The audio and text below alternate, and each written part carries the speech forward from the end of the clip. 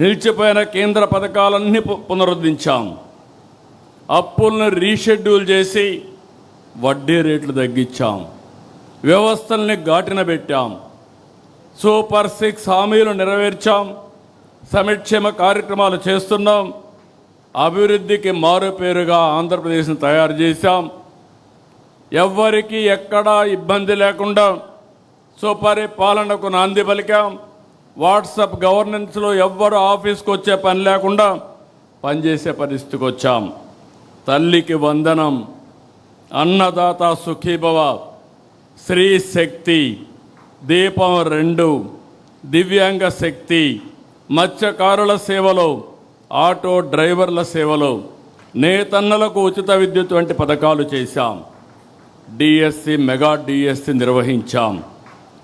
కొత్త రహదారులు వేస్తున్నాం. ఇరిగేషన్ ప్రాజెక్టులను పరుగున పెట్టిస్తున్నాం. నీరందిస్తున్నాం. కేంద్ర సహకారంతో అమరావతి, పోలవరం పూర్తి చేస్తాం. రాబోయే 2027 గోదావరి పుష్కరాల కంటే ముందు పోలవరాన్ని పూర్తి చేసి జాతికి అంకితం చేస్తాం.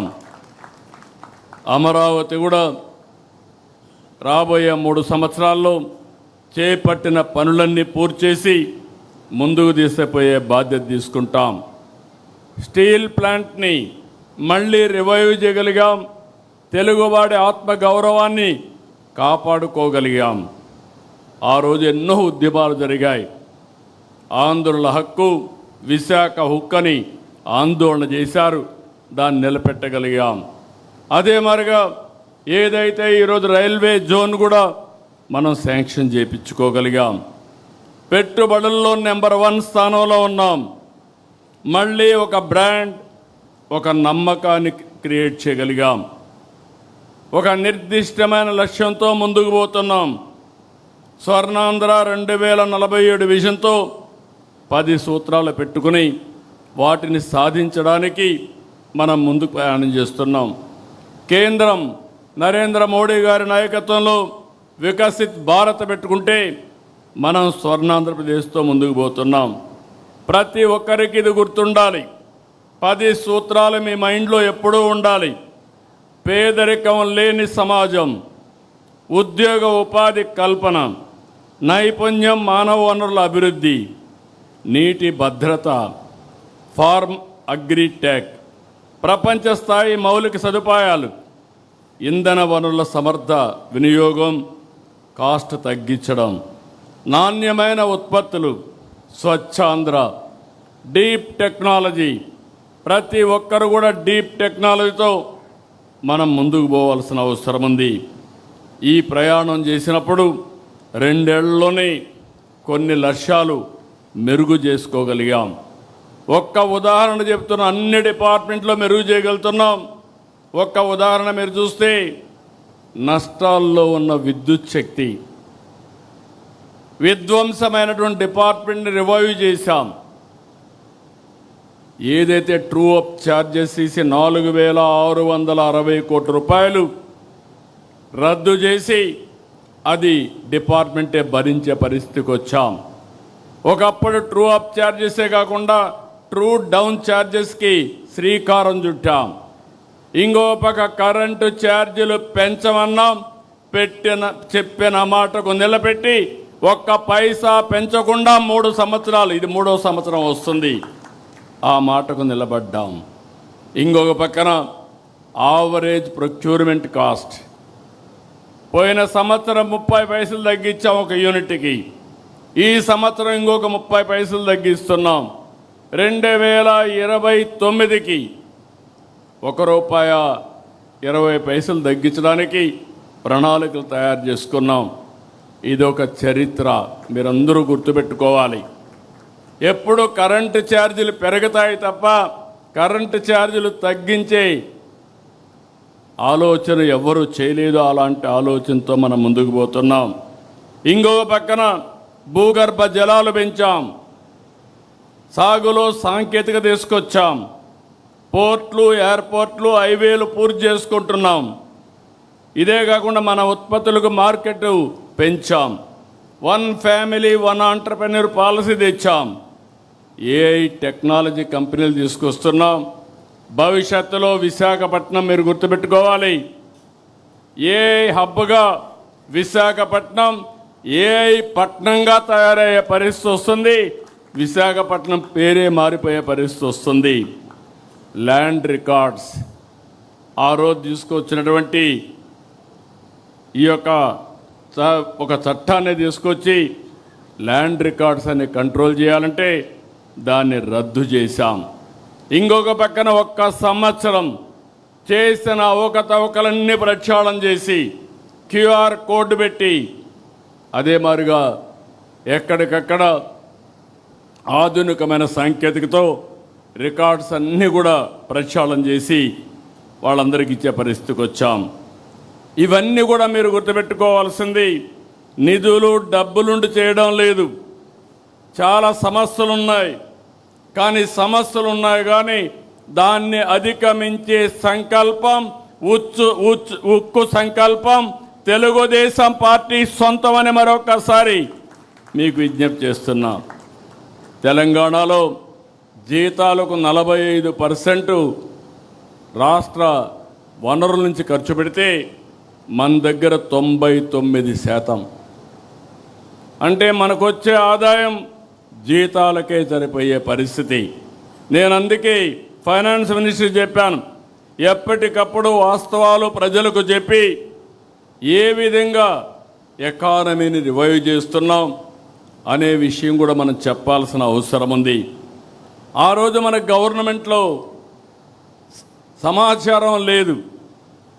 ఆ రోజు ఒక కమిట్మెంట్తో చెప్పాం, ఈ రాష్ట్రాన్ని బాగు చేయాలి, ఒక అభివృద్ధి కాదు సంక్షేమం కూడా చేసే సత్తా తెలుగుదేశం పార్టీకి ఉంది అని చెప్పడానికి ఆ రోజు నేను ఎన్ని వాళ్ళు అన్ని ఇస్తా అన్నాం. కానీ 4వసారి ముఖ్యమంత్రి మీరు గుర్తుపెట్టుకోవాలి, ఎంత లోతుకు పోతే అంత భయంకరమైన పరిస్థితి. మాట ఇచ్చాం, నిలబెట్టుకోవాలి. అభివృద్ధికి నిధులు వస్తాయి కానీ సంక్షేమానికి మాత్రం మన వనరులే మనం ఖర్చు పెట్టుకోవాల్సిన అవసరం ఉంది.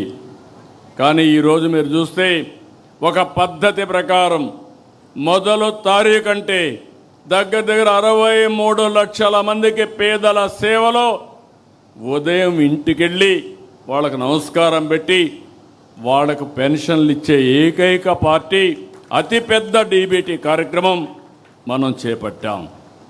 ఈ విషయాల్లో మీ అందరిలో క్లారిటీ ఉండాల్సిన అవసరం ఉంది.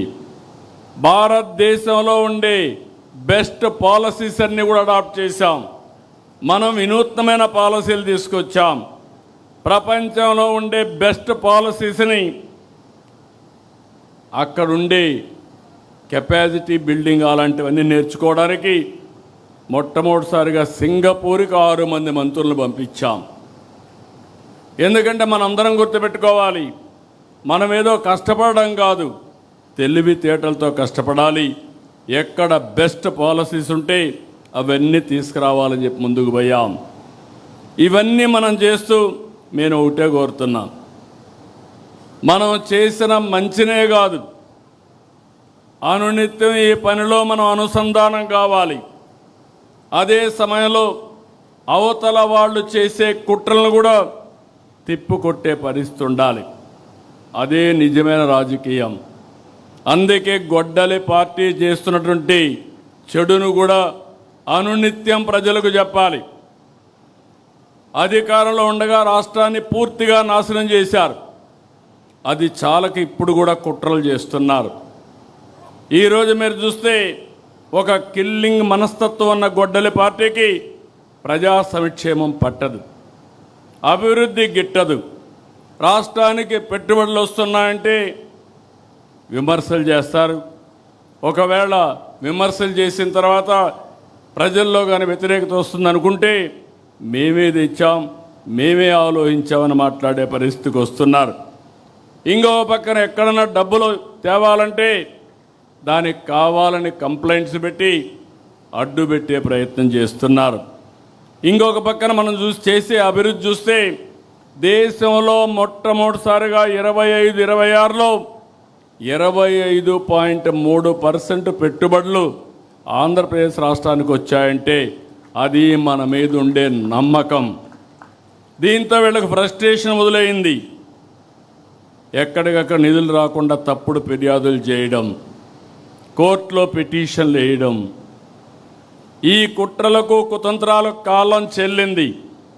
సమర్థవంతంగా ఎదుర్కొనే శక్తి ఎన్డీఏ గవర్నమెంట్కి ఇక్కడ ఉంది. ఇంకొక పక్కన మీరు చూస్తే ఆ పార్టీకి ఒక ఓసిడి పట్టుకునింది.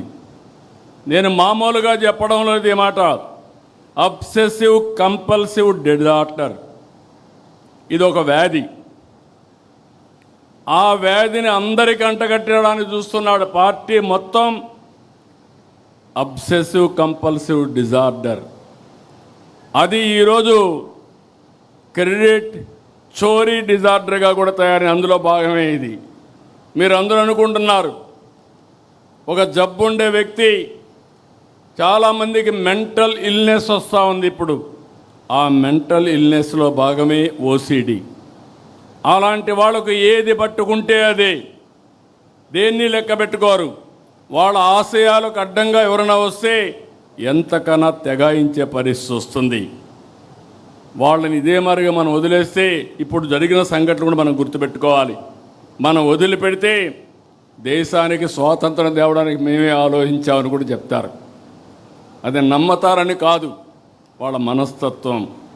ఇంకో పక్క మీరు గుర్తుపెట్టుకోవాలి, సింధూరుకు కూడా డ్రోన్ ఆలోచన నేనే ఇచ్చానని చెప్పే పరిస్థితికి వస్తారు.